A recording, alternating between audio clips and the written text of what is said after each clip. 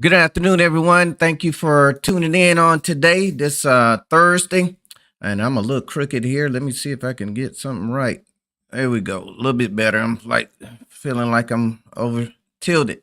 So, good evening, good Thursday afternoon. Mother George is here, and she just went through a little procedure, and I don't know why she trying to be interactive, but I appreciate that. Now, listen, if George can be come out of a procedure today with her eyes and participate, that means everybody should be able to participate. Okay, participate by putting in statements, questions.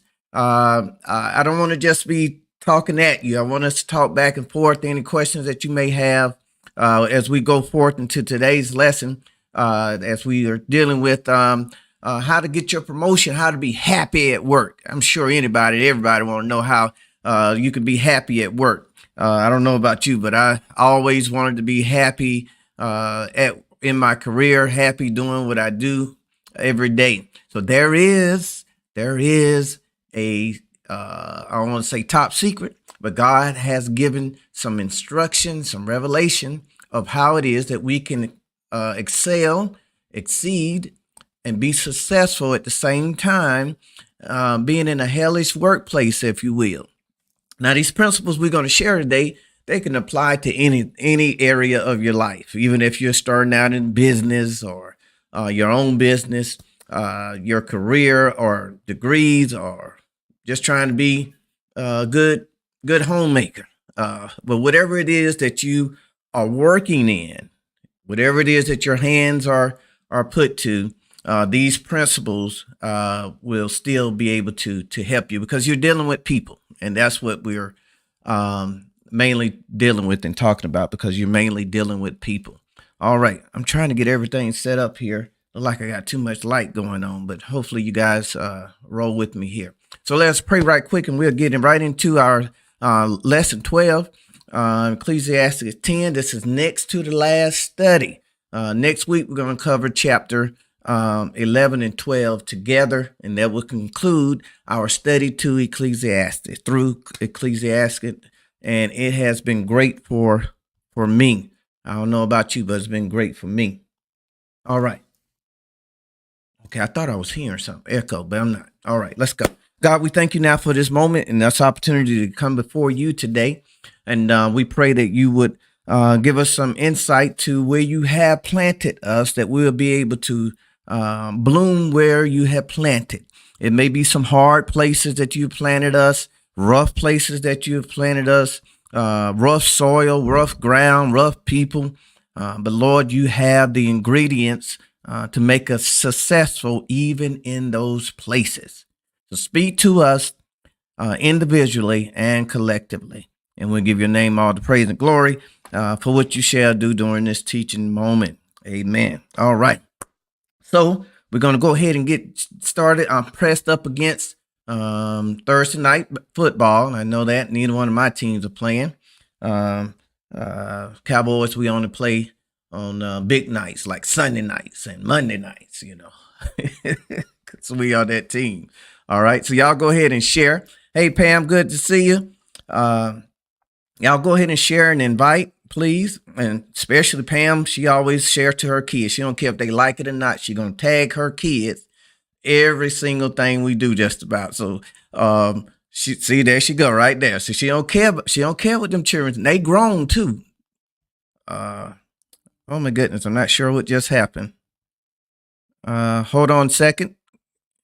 Give me a moment to see what's going on.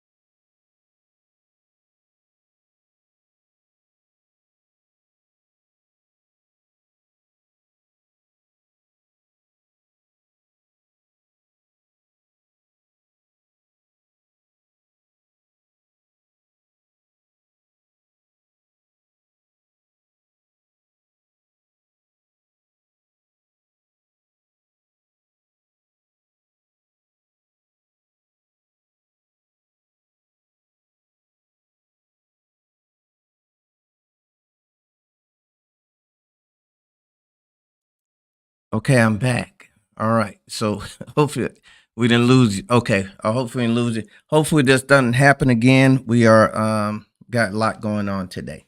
All right. So Ecclesiastes chapter 10, verses 1 through 20. We're going to dive into that.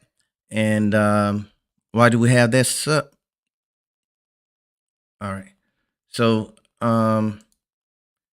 let's read. As it concerns working our job God's way, working our job God's way. All right. So once the author talks about he listened to a motivational speaker. One time he was asked, who do you consider successful, or what do you consider to be a success? And I used to facilitate in the school district career development. And that was one of my main questions, because I'm helping them to find their kids, to find their groove, their gifting, their pleasure, and what they like to do in order to direct them and track them to a job. And that job will be one that is that brings them pleasure. So that's the measure of success. So it describes being happy at what you do. If you're happy at what you do, listen, you're already successful. It doesn't matter how much it pay. Doesn't matter what your job title is. If you can go to work every day and you're happy, you're successful. I want to do a statistics on how many people actually go to work unhappy, and then knowing they have to work in order to make money to survive. That's a horrible feeling. So if you're doing what you love to do, then you are already successful. Now, if that's not the case, we're going to show you how to get that today. So to love our work must be meaningful, as we talk about Ecclesiastes theme of living a meaningful life. Doing what you love to do as a job or as a career is part of living a meaningful life. So God requires working his way, working our job his way, in order for us to get the full benefits, the full enjoyment of life. So there's 8 quick principles that we're going to run through real quick as we go down verses 1 through 20. Now, we're an expository teaching ministry. That means we go verse by verse, line per line, precept by precept. We don't run from any verses as long as they are within the context, and we'll teach that. But we won't be too long with these 8. They're real quick, so you can get it, and we'll move on. Okay, so let's go with verses 1 through 3 to start us off. Principle 1 through 3. Let me find that for you. Here you go. Verses 1 through 3. Dead flies make the perfumer's ointment give off a stench. So a little folly outweighs wisdom and honor. A wise man's heart inclines him to the right, but a fool's heart to the left. Talk about that. Even when the fool walks on the road, he lacks sense. And he says to everyone that he is a fool. Now, let's jump into those 3 verses with both feet real quick here. So our first point to consider, or the first key principle, is work wisely. So if you're going to be successful, if you're going to excel at work, if you're going to have God in your work, I mean, God being in it, we can go to work and pray all this stuff, but there are some principles that, and pray that we have a happy work day or happy environment. But there are some principles that God wants us to have in order to have a happy work day, a happy working environment, or have your career to excel. So the first thing we have to do is work wisely. That's in that first 3 verses. So it talks about perfume. Imagine an expensive bottle of perfume, and when you open it, you see badly decayed floating flies in it. I don't know if you've ever seen that before, but just imagine that's what's going on. Would you keep it, or would you go get a refund? No, it's ruin actually. You don't want to be running around smelling like dead flies, right? So, verse 1 here, as we take these verses apart, again, it says, you may have to drop that banner there, Pastor Fellows, for a second. There you go. Thank you, ma'am. As dead flies give perfume a bad smell, watch this. So a little folly outweighs wisdom and honor. A little folly means a little foolishness, a little some stuff that comes from a fool's doing. So Solomon tells us about dead flies because the perfume will stink. And likewise, a little folly can spoil wisdom and honor. A little folly can spoil wisdom and honor. There must be a lot of folly going on in the workplace. So God already knew it, that there's a lot of fools, because that's where folly comes from. There's a lot of fools in the workplace. I don't know where you work, but there could be that there's a lot of fools running around. If God said he had to have Solomon to write this and put for us, then apparently there are some fools running around our job. And so God has already prepared us for that.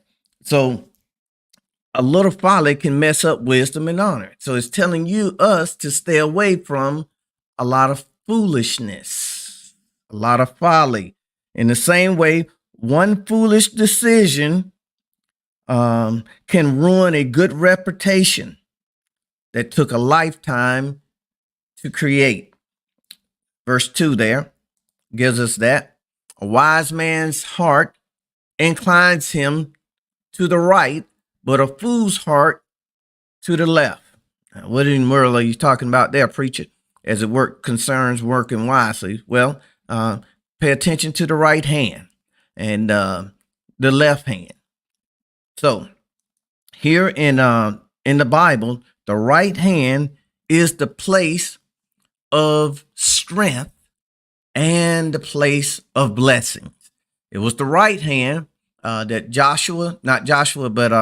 Jacob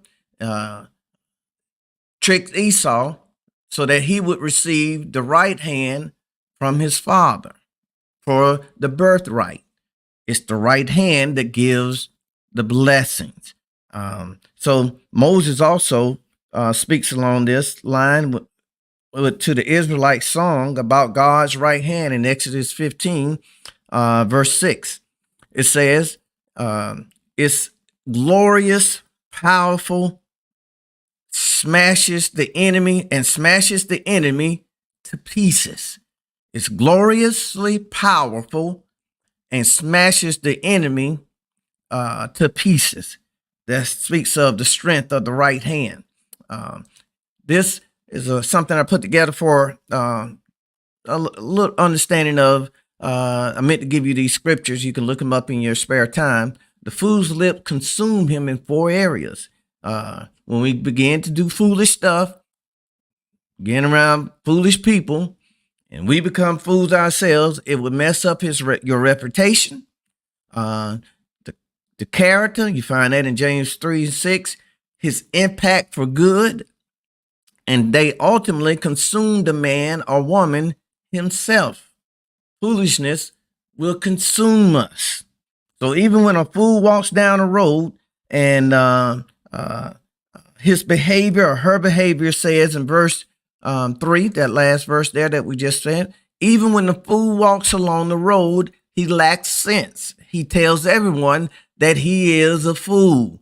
So the little sheep there represents us as sheep, and he's on the side of the road where he can easily is in danger.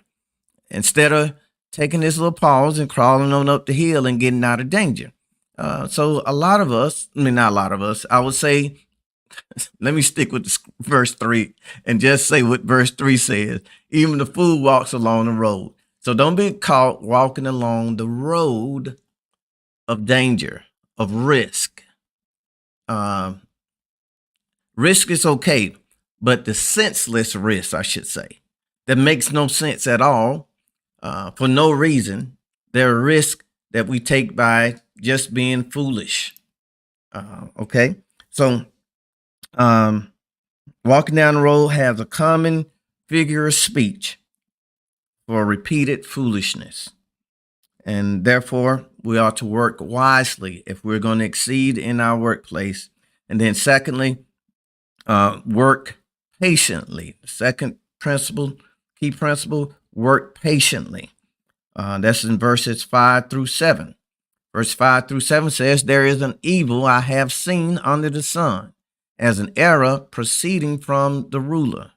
Folly is set in a great dignity, while the rich sit in a lowly place.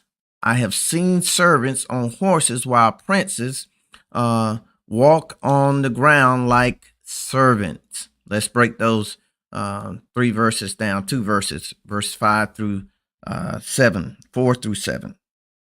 Verse 4 here says, if a ruler's anger rises against you, do not leave your post. Calmness can lay great errors to rest. Let me read that again for somebody that may be upset at your job and you ready to quit. You're ready to walk off. You're ready to tell somebody, give somebody a piece of your mind. We like to say, like, about ready to lay our religion down. So here it is. This is the warning.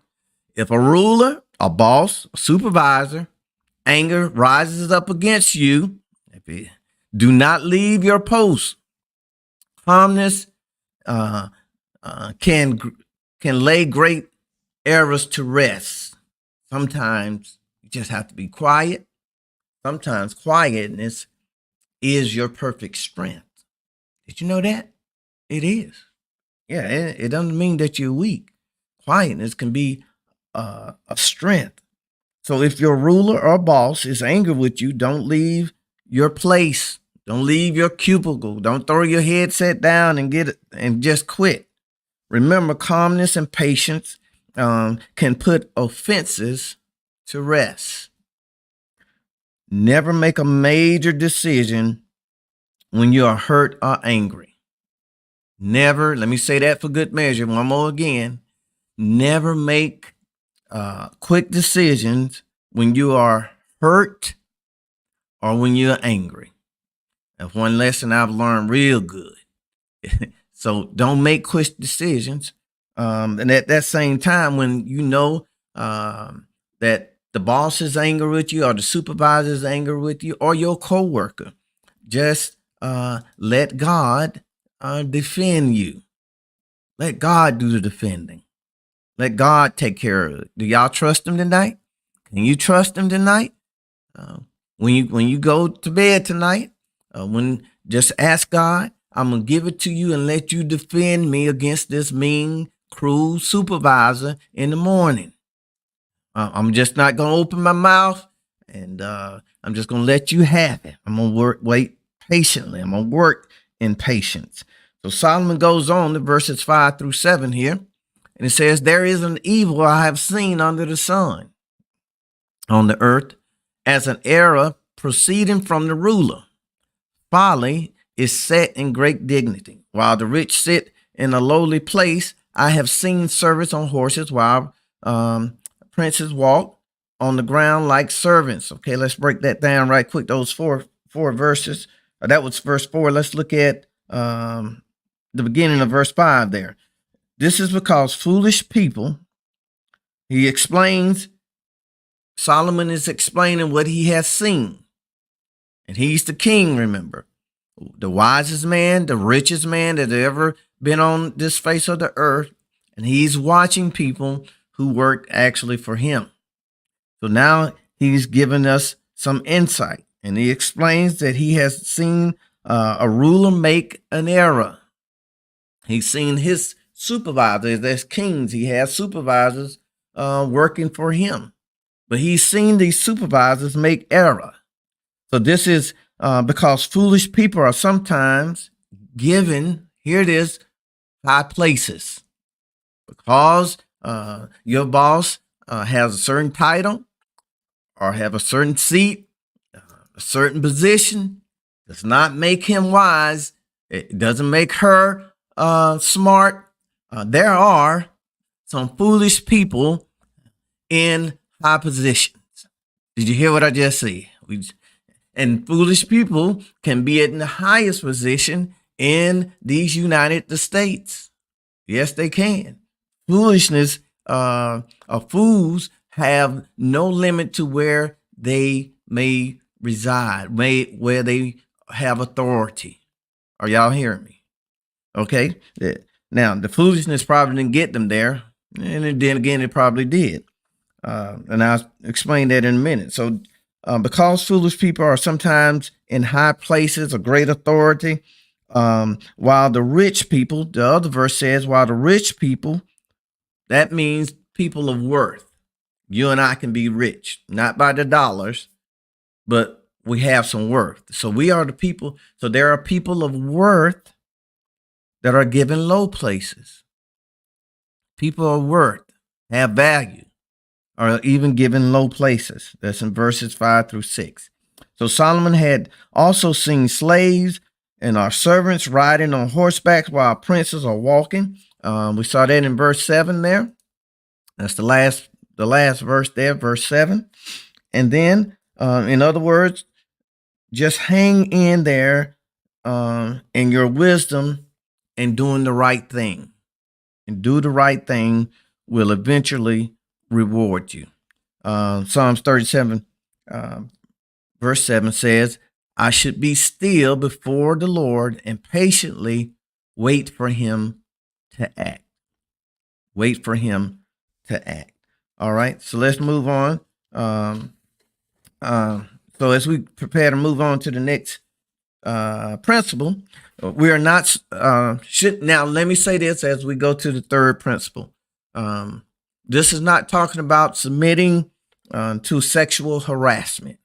No, we're not submitting to sexual harassment or cruelty, but sometimes a difficult boss can be a great friend. I'll show you that in a minute, how a difficult boss may be just hard on you to get you to the next level. All right. So just work patiently and be careful. So now work carefully is found in verses 8-9. Work carefully. So work patiently and work carefully. 8-9, it says, whosoever digs a pit may fall into it. Whoever breaks through a wall may be bitten by a snake. Whoever quarrels stones may be injured by them. Whoever splits logs may be endangered by them. All right. Okay, so let's dive into those verses. Verses 8-9 again said, if you don't work carefully, you will dig a pit or well and you can fall into it.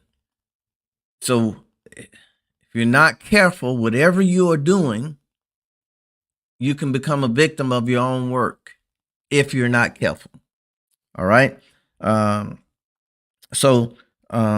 Also, if you don't work carefully, you can get hurt in a stone quarry or be endangered when splitting logs. Even though you have incredible energy and maybe incredible talent and competence, if you take foolish chances, you can hurt yourself or you can hurt someone else.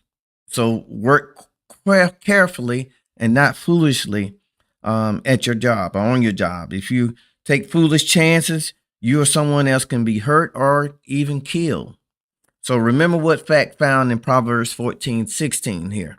A fool is reckless and carelessly overconfident. So don't get so confident that you start breaking rules, policies, in order just to be doing stuff because you feel like you can do it. All right. So that's all we need to say about working carefully. All right. So see a lot of students coming in now a little late. So we're still talking about run the Sister Phil. Okay, never mind. Talking about how you can excel and in your career and be happy in your career. And there's 8 different principles, and we're now moving on to the 4th principle. So the 4th principle, Ecclesiastes tells us, Solomon tells us, work skillfully. Work skillfully. So we find that in verses 10 through 11. Let's read that. So if the axe is dull and one does not sharpen the edge, then he must use more strength. But wisdom brings success. A serpent may bite when it is not charmed. The babbler is no different. All right. So let's break down these 2 verses here. So Solomon writes in verse 10, using a dull axe requires great strength. So sharpen the blade, and that's the value of wisdom. It helps you succeed. Sharpening your blade helps you to succeed. See, if you're chopping away at something and your blade is dull, you may get it cut. You may chop it down. But how many chops is it going to take you? So the Bible teaches us to sharpen it. And there's another verse that talks about iron sharpens iron. You can get someone else to help you sharpen. Well, how in the world do we sharpen this iron? If you're going to be cutting wood down a tree, and now, like I said, the time and energy, just an illustration, the time and the energy used sharpen the axe are well spent. You may not feel like sharpening the axe. You may not make the time to sharpen the axe. But in order to be skillful, you have to sharpen the axe. Y'all ready for this? So what is the axe? And what is sharpening the axe? What does this illustration have to do with me working or having skill? So here is the thing. You should be learning, always learning your job, learning your craft as much as you can. Getting the training and education you need sharpens you. It sharpens you. It sharpens your occupation. Also continue to sharpen your skills in your occupational field. Branch out. You're never too old to stop learning. Great workers never stop learning. Mother George and Reverend George is a good example. I also want to throw my mom in there, Reverend Dorian White. They're elders up in their 80s and 90s. And they, when we first went to online before that, actually before COVID, I presented our Baptist Association training in computers. I think it was about 22 churches or more that I brought a curriculum for training people, computer and internet. And Mother George, Reverend George, they jumped in there and said, "Now, Pastor, we don't know what we're doing. I don't know." And they was kind of scareful, and a lot of other people were fearful about, especially your older group, about getting in and touching the computer. So they got in there, and they worked their way to now. They're doing the thing here online. They can do just about anything they want to do. And so you're never too old to learn. You're never too old to learn. You're never too great to learn. You're never too wise to learn. Proverbs 10, verse 14 expressed this for us. If I am wise, I will store up knowledge. I will store up knowledge. That's if you're wise. Now, if you're not wise, it's a good measuring stick to know if you're wise or not. Do you seek more knowledge? Do you get outside your box? Is what you already have, you think that's enough? So I've just shared, even with your own life, what you're doing now is knowledge. What you're doing right now is bettering yourself. And because you're sharpening yourself with more knowledge. All right. So Solomon in verse 11, a second verse, he says, a serpent may bite when it's not charmed. The babbler is no different. Um, uh, Let me see what that, to be a snake charmer, they said it would be fun.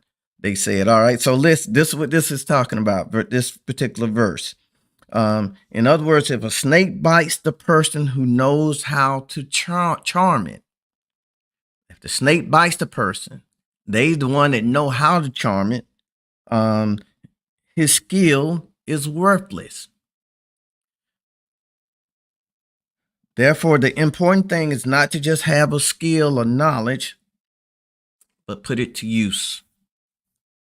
Put it to use. If God is giving you another day to breathe in and breathe out, another day to live, whatever you have, put it to use. The knowledge you have, put it to some use. I have years of knowledge, years of biblical knowledge, years of other type of knowledge. I'm going to present to you something else at the end, but all the knowledge that you've gained, put it to use. Put it to use, whatever it is, whatever it is. All right. So let's go on to our fifth key principle. Work graciously. You'll find that in verses 12 through 15. Work graciously. Graciously. All right. So verse 12, let me read 12 through 15 for you right quick. All right. The words of a wise man's mouth are gracious, but the lips of a fool shall swallow him up. The words of his mouth begin with foolishness, and the end of his talk is raving madness. A fool also multiplies words. No man knows what it is to be. Who can tell him what will be after him? The labor of fools wearies them, for they do not even know how to go to the city. All right, so let's just drop these and knock down these three verses and see what they're saying. All right, so verse 12, start there. The words of a wise man's mouth are gracious, but the lips of a fool will swallow him up.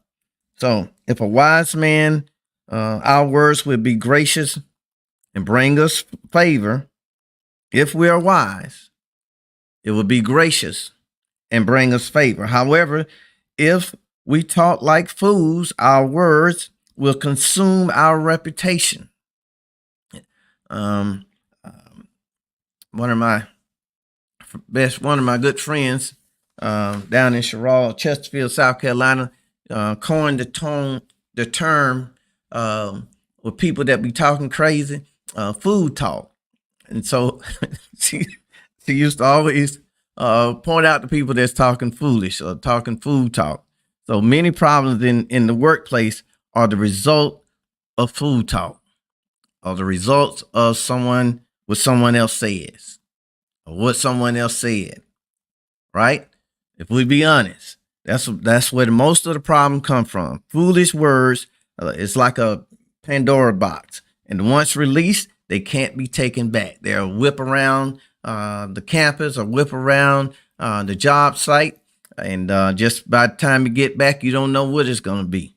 So there is something that we should remember in Proverbs 12:18 that tells us, my harsh words cut like a sword, but if I'm wise, my words will bring healing. If I'm wise, my words will bring healing. Have your words brought healing today? Have they cut somebody today? To give you a minute for that, a second. But if that's the case, that your tongue has cut somebody, we thank God that He is a forgiving God. But if we want Him in our workplace, if we want Him to cause us to rise to the top, or wherever we want to be with our job, then we're going to have to be put that back up for a second. We're going to have to use the wisdom that He's given us and heal. You can be healing persons with your tongue while you're at work. Okay. So let's see. So let's go to verse 15 now. Verse 15, I kind of lost my place here. Down there at the bottom, it says, the labor of fools, where is them, for they do not even know how to go to the city. All right. So Solomon is using a little humor here when he says they don't even know how to go to the city. Foolish people talk, or fool talk, and foolish people talk about the future as though they know all about it. They talk about the future as though they know this, they know that, know this and that, that and this, and have no facts. Do y'all know anybody like that? They just talk to be talking. They just talk to hear themselves talk. And so that is foolish talk for future. And like Solomon was saying, he's kind of being sarcastic where they don't even know how to get out of the city or get into the city. However, they don't even know the way to town from their own house. But yet they think they know everything. Y'all know people like that? All right. So I'm sure you do if you're working. And if not necessarily in the workplace, whatever you put your hand to do, like I said earlier, this pertains to whatever it is that you are working. It may be your business that you're working on, your home, whatever it is that you're working at. All right. So the sixth key principle that we want to talk about, and we're on our way almost to finish to verse 20, verses 16 through 17, work equitably. All right. So we find that in, let's say, verses 16 through 17. Here it is. Woe to you, O land, when your king is a child, your princes feast in the morning. Blessed are you, O land, when your king is the son of nobles and your princes feast at the proper time for strength and not for drunkenness. Okay, that's verses 16 through 17. All right, so let's break that down there. So immature, incompetent leaders gather family and friends around them who reflect their behavior and desire to feast or party. So instead of employing people who deserve the job, on the other hand, happy and blessed is the land or business whose king or leader is noble. That feast or party there that we see in the text at the proper time to gain strength for their work and for their drunkenness. So the bottom line here, it's verse 16 through 17, causing us to remind us that lazy, incompetent people who want to party all the time will cause any organization to collapse, any home to collapse, any business to collapse. Anything that you touch or deal with, working with your hands or working with your mind, whatever it is that you're working, it causes nations to collapse, cause businesses to collapse. It can cause relationships to collapse. Yet the opposite is also true. People who work God's way, whether for a country, business, or home, or for themselves, will be blessed. This is because Psalms 128, verse 4 tells us, I will be blessed if I fear and reverence the Lord. All right. Okay, so now let's move on to the seventh key principle. And we're almost done. We have 8 key principles. And those of you just coming in, please feel free to go back and rewatch this so you can be successful on your job, be happy at what you do in your career, and get promoted. All right, God's way. All right, so work enthusiastically. We find that in verses 18 through 19. So 18 through 19 says, because of laziness, the building decays, and through idleness of hands, the house leaks. A feast is made for laughter, and wine makes merry, but money answers everything. All right, don't go nowhere. You just definitely got to hear about this money making everything. What Solomon is trying to get to with telling us that. So let's break these two verses down, starting with verse 18. So verse 18 in this version says, because of laziness, the roof caves in, and because of negligence hands, the house leaks. All right. So because of a slothfulness, because of laziness, the roof sinks in, and because of idleness, the house leaks. Meaning that you're not doing nothing. Your hands are idle. The house and things that you work with will fall. It will collapse. Proverbs 18, verse 9 declares this. If I am lazy at work, I'm a bother to vandal. This means goofing off at work is as bad as destroying things at work. That's what the Bible says. I'm just saying. If I'm lazy at work, I am a brother to vandal, meaning it's worse than tearing up this place. Just as bad as tearing up the place. All right. So God commands us to be enthusiastic about our work. Now, if you don't like it, if you don't like what you're doing, you probably need to find another job. I ain't gonna say probably. I'm just gonna tell you, you're gonna need to find another job or find another career. Get in there, start sharpening your axe, as we discovered in the previous verse. Get the knowledge that you need in order to go into something that you like. Now, I know you got to feed your family. That means you're going to have to do two things. You're going to have to work in that miserable place, or you're going to have to do that miserable job that you don't like, while on the other hand, sharpening your iron. I've done it for years. I've juggled 5 or 6 hands at the same time.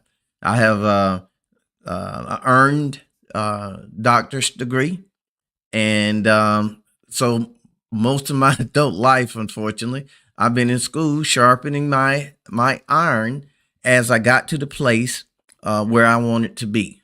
And so it takes work, it takes sweat, it takes blood to get to where you want to be. But if you're in a place, if you're doing something, I should say, if you're doing something, because you're going to change the place.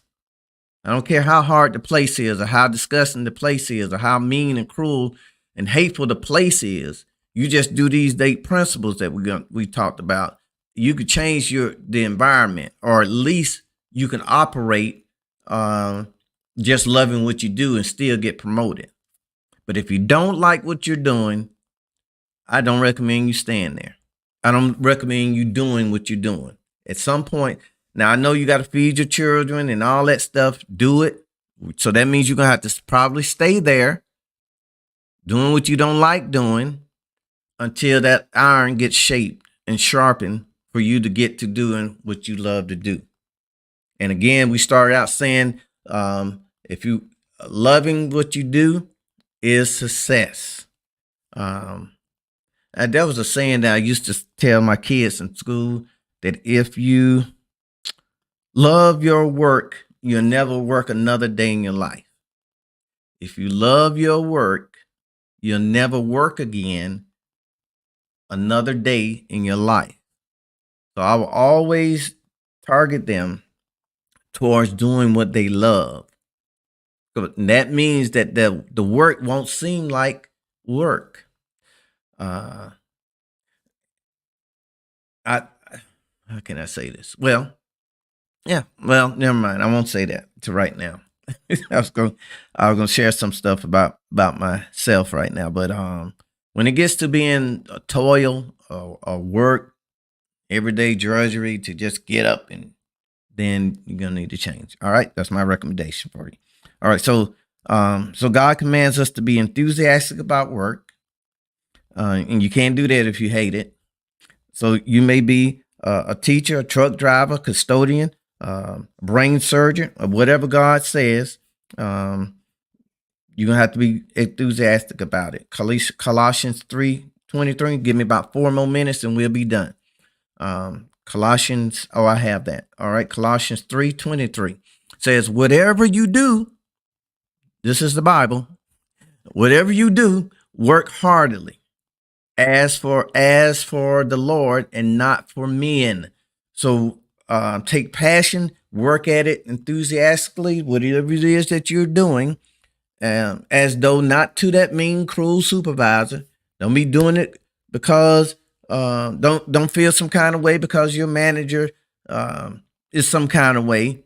You got to work as though you're working for the Lord and not for men. You see these different little occupational tools. You see the keyboards there, the artist plate there, the shovel there, kitchen tools, cooking tools, I should say, the saxophone, the doctor's stethoscope. So all this stuff, whatever it is that you can put yourself in there, you have to do it as though you're doing it unto the Lord. Been there and had to do that too. Had to suck it up, the environment, not just what I do. And so what I do, everything I do it as unto the Lord. I may have gotten part of that from my dad. And then I learned more as I became a Christian and learned more about what God expected. But I knew what my dad expected. And so I just naturally always done that. But then when I learned what the Lord expected, I just took it up another notch. I do, one of my themes and one of my running themes with most of all the churches that I pastors, that we strive for excellence. Striving for excellence. Now, we'll never be excellent, and I'll never be excellent, but I'll always strive for excellence. All right. Only God is excellent, by the way. Yeah. Ain't he excellent? All right. Okay. So now, lastly, verse 19. Let me give you that. Okay. Verse 19, because you want to know about this money thing, right? So it said, that was made for laughter. I can't even see that part. Hold on a second. Okay. Bread is made for laughter and wine for gladness. Makes merry, but money answer all things. Okay. Don't go nowhere. Listen to this. So however, money really only gives a fool ability to be a bigger fool. So this is from the mouth of a fool. Solomon is saying it. Solomon is telling us this is the mindset of a fool talk. When we think money is everything. So have you ever seen somebody that had a lot of money? They were fools. They only became a bigger fool. That's what money do. It makes them a bigger fool because they just start doing foolish things that everybody can see. Foolish acts. Right? Okay, so if you really want to know, what's inside somebody, give them a whole lot of money, and you'll see exactly who they are and what they are. So, don't even be envious or jealous when you know a fool that has money. All it's going to do eventually, that runs into money, it's just going to make them bigger of what they really are. All right, so that's why God don't give us a lot of us money. He'll let a lot of money fall in some of our hands because he know that we'll just be a bigger fool than what we already are. All right. So last, and we're done. Key principle number 8, work submissively. All right. So the question is in verse 20, what should we do when my boss is a fool?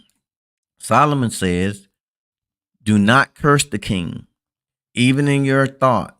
Ooh, now I know that's hard, y'all. I know it's hard, but if you want to be blessed of the Lord on your job, we got to conform to what he. Cause let me tell you what else that does. even in your thought, because it consumes your mind. It consumes your thought. No longer is Jesus preeminent in your life that during that moment, during that day. It's your thought of your supervisor. You now have him on your mind, you or her. You can go to bed and dream about her. You won't be able to sleep tonight thinking about her. So don't even, when it comes to your thought, cast it down, pull it down, even in your thought. Do not curse the rich, even in your bedroom. For a bird of the air may carry your voice, and a bird in flight may tell the matter. All right, what are we talking about here?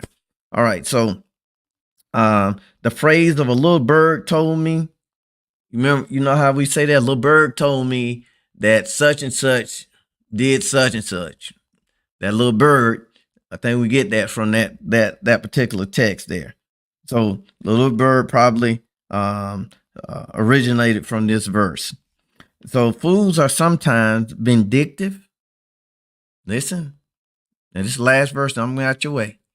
You got to be careful who you're around. Be careful who you're talking to. Be careful who brings you a whole lot of junk, because they're going to take some of it back. Be careful who brings you a bone, because they're going to take it back somewhere, whatever you say. All right. So fools are sometimes vindictive, and those who have reached places of authority almost always have people just anxious to report something. As a coach, as a pastor, every managerial job I've ever had, I always had somebody knocking on the door ready to tell something on somebody else. Always. And at some point, I found out that I do not entertain none of that. I find out when I need to find out. It always come to surface. Let God bring it to surface. Ask him, if you're a manager and you listen, God will bring it to surface, because some way, somehow you're going to get tied up in all of that. So it reaches the authority almost always people ready to report to them bad things said about them. So when you say something about them, somebody ready to take it to that manager. When you say something bad about the manager, and that person you said it to may be shooting an email as soon as you said it. All right. So therefore, be wise, trust God, and work as he says. All right. Proverbs 4, verse 6 says, if I do not forsake wisdom, but love wisdom, she will protect me. So wisdom will protect me and watch over me. That's why God is very keen on us having discernment and wisdom. And James, I think chapter 1 tells us, if we lack wisdom, we don't have to go to the university, he don't say go to the university. He doesn't say go to the college. He don't say go to grandmama and them. He says go to God and ask, and he will graciously give it to you. All right. Okay. So to work God's way, remember these 8 key principles, and we're done. Work wisely, work patiently, work carefully, work skillfully, graciously, enthusiastically, and submissively. All right. That is it. Thank you for hanging in here with us. We only got one more chapter to go, and we'll cover that next week, and we'll take a little break after that. And when I come back, we're going to dive into Revelation. That will be our last and my last study before I retire off the scene. So for a little while, until God do something else. So anyway, I want you to be here next week so we can get this last 2 chapters, chapter 11 and chapter 12 is combined together. And that would be our last study in Ecclesiastes. I hope you enjoyed this particular book. I surely have myself, and learned a lot, and been practicing it a lot. So with that said, I want you guys to be in prayer for my my godmother, Mother Doretha George, who is going through a little procedure today, that she recovers well, and that God be with her through this process. All right. And of course, we want to invite you to accept Jesus Christ as your Savior if you have not, because these principles really only could be applied and guaranteed for those who are God's children, those who know the Savior. So Romans 10:9 tells us, if thou confess with thy mouth the Lord Jesus Christ, thou shalt believe in thy heart, and that God hath raised him from the dead, you shall be saved. And then you become no longer a creature or created by God, creation. You become his child. You become children of God. So if you accept that today, we'll give you further instruction. Let us know, messaging us, and we'll be in touch with you to give you further instruction. All right. Along with working good, as we close, there is a new business model that we're friend of mine and I are launching, and it's called Love Lab. So just as you learn how to be blessed in work, we're going to ask you to. There should be some promotions coming up soon. I'm trying to find. I'm gonna put a website in for you. There we go. There we go. So let me blow that up a little bit so you can see it. We're actually gonna be kicking it off in the morning. Get a few corrections done. I'm trying to figure out how I can make this big for you. Okay, there you go. All right. So this is not matchmaking per se, but prepares you for matchmaking. There's some coaching that comes along with that. If you visit the website, gives you different packages that you can be ready to find true love out there. All right. So I know it's tough. And so just check it out, and we'll be sharing more about it soon. And probably have Brother Sarah's on with us one day, and give us some more insight about it. But the website is there, and come on and join us so we can give you some good information about how to make sure you meet the right one for you. We take our experiences, long years of experiences. I've done a lot of work on myself, and we want to show you how to do that. We want to share that with you, especially. I'll leave that alone. So, all right. God bless you guys, and we'll see you Sunday at 11 o'clock. God bless you.